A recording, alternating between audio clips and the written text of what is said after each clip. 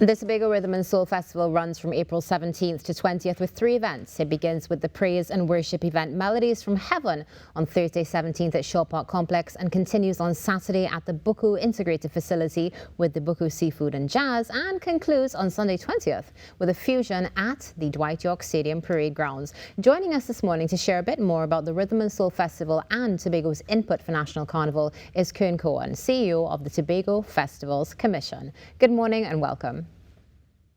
Pleasant good morning to you. Thank you so much for having me here. And of course, Happy New Year.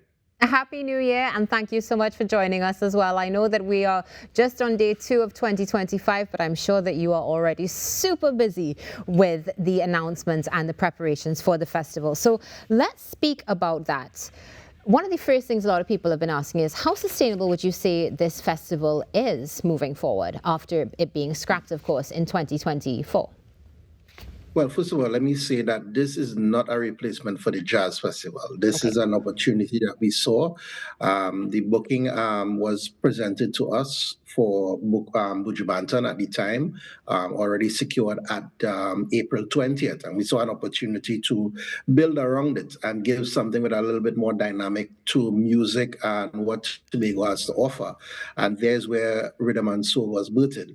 So we took the opportunity to build on, yes, let's do what we already know, which is the strength of some of the things that already worked, which would have been the Gospel Night, which we have now dubbed the Melodies of Heaven, and then, of course, the Buku Seafood and Jazz. And we brought it all together in one unique package that is not genre-specific, but was more of a festival that would have bring together what is a real Tobago energy that we could have showcased with international headliners and match it with music, of course, and there's where Tobago Rhythm and Soul was built in.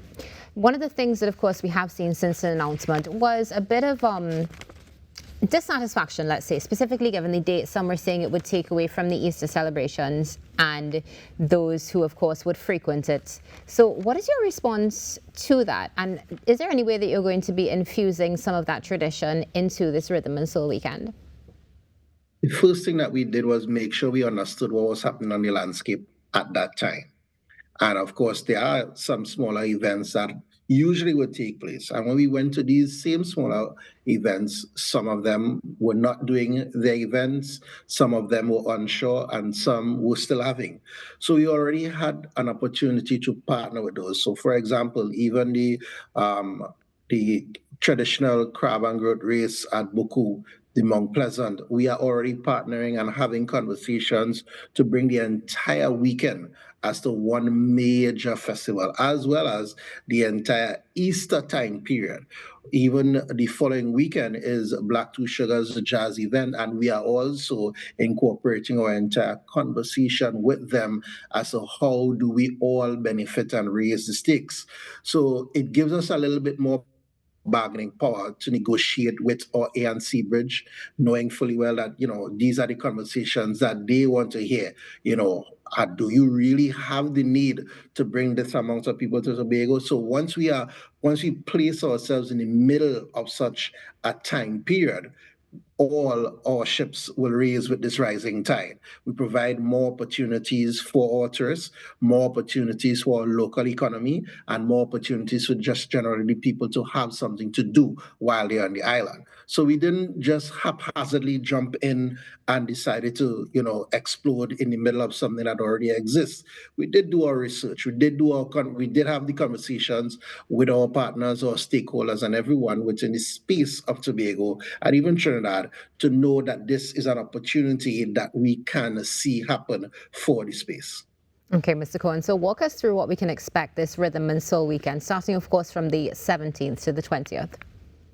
So Easter weekend is mainly a religious recognized holiday, and for that very reason, and because that's where I'm originally from and remain, is to start with Melodies of Heaven, a gospel night, and a time of intense praise and worship that offers an opportunity for the gospel community to come together, to unify. And Melodies of Heaven speaks of just that: sweet music, praise, worship, heavenly music being able to be presented and to be poured out to the people. So we're asking everybody to come out, the entire gospel community and or the community altogether, to experience praise and worship in a whole new environment. We are looking for a mass choir that will be able to really voice what we're looking to do on that very Thursday at 6 p.m. at the Shaw Park Complex. And then, of course, we head to Buku Integrated Facility on the Saturday. And you'll ask, why not do something on the Friday? Because we didn't want to take up everything, give other people the opportunity to integrate. And of course, promoters, if you are looking to do something on that day, yes, we are open to that. But the Buku Seafood and Jazz on that Saturday will be something not to miss. Starts with an array of seafood. We are focusing a lot on the food in this one, so you want to make sure and experience what we see and what we feel in our Buku village setting, that what they can bring forth. And of course, it's matched by smooth jazz music of various genres. And you have to stay locked on to see who's going to be the headliner for that. That's going to be released in our coming days, in this week coming here. And of course, our final day is Sunday. Sunday is at the parade grounds, Dwight York Stadium, where we have headlining Buju Banton, along with Gramps Morgan, who has just been released, and other artists that you have to stay connected to. But one thing I want to put in here, very important, is that a lot of focus is going to be on our local cast, our local artists, and how we're going to integrate them into what we are already doing. There is going to be a major display of our local talent, our local artisans. They are all going to be infused into this festival, and you would want to see that. That's going to be a major highlight that you don't want to miss. Now, one of the things, of course, that many people are also focusing on is the conversation when it surrounds budget, Mr. Cohen. What is your response? And can you share with us what the budget is like and how you're able to work through it and bring this to fruition? Right. So the budget is one that we, of course, have to manage and have to manage well. And we are in that space trying to ensure that we make all the right decisions. So even when it comes to venue, one of our original venues was the Pigeon Point Park, but there are certain issues that cause our budget to have to go a little bit higher, and therefore we had to, switch the venues. There are a lot of things that we are in the midst of managing in terms of keeping the costs down. You're asking, what might be our top end budget.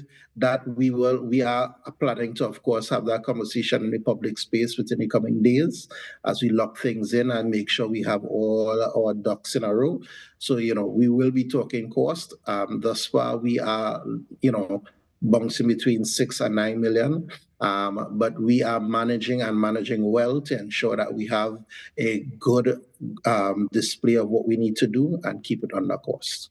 And that in itself speaks to its sustainability, while we manage our costs and manage output to ensure that it brings benefit to all who would be a part of this across the landscape of Tobago. Now, of course, speaking about the fact of all who are going to be a part of this, one thing we do know is that more than likely we are going to see a rise in visitors for this, especially given some of the performances, the seafood, the jazz, and so much more. So in light of that, what about the collaboration when it comes to working with the TTPS, airlines, sea rather, and so much more? How have those relationships been going? Have you already started strategizing as to how you're going to be able to deal with the influx of people? Most definitely. We definitely have to. One of our biggest conversations that we are at the highest level there is already taking place would, of course, be our A&C bridge. So conversations at the highest level, even above the TFCL, is happening.